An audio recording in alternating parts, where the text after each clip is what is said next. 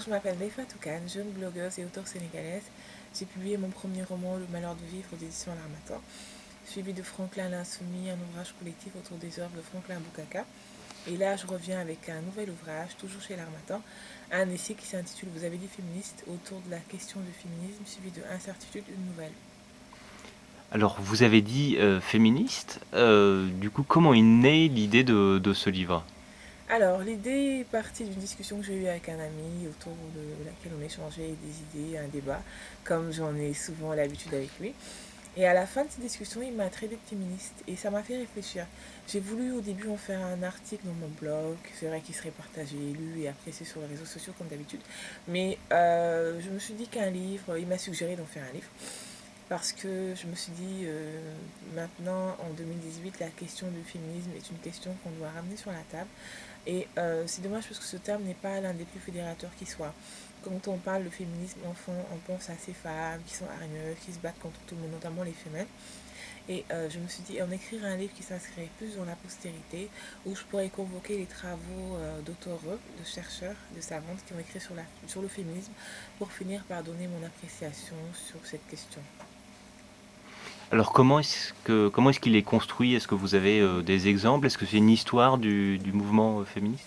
Alors, je voulais pas en faire un livre didactique qui serait un peu lassant à force, parce qu'on sait que en général, les essais, c'est réservé à une certaine catégorie de lecteurs. Donc moi, j'ai voulu assez large. Mon éditeur a dit que c'est un livre hybride qui n'obéit à aucune catégorie littéraire.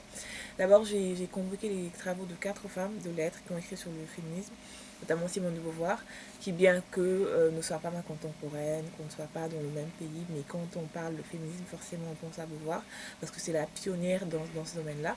Ensuite, il y a Maria Maba, bien sûr, une auteure sénégalaise mondialement connue pour ses deux œuvres majeures, Une si longue lettre et Un chant écarlate. Et Awa Cham aussi, qui a écrit un superbe livre dans les années 70, La parole aux négresses, qui s'inscrit dans une démarche beaucoup plus militante parce qu'elle parle de sujets tabous à l'époque, notamment l'excision, l'infibulation, la clitoridectomie, et qui donne la parole à ces femmes-là justement qui parlent de sujets tels que la polygamie, etc., les mariages forcés, les grossesses forcées, et Chimamanda Adichie, qui est plus ma contemporaine, qui apporte un vent de fraîcheur à cette question qui est le féminisme, notamment avec le happy feminism.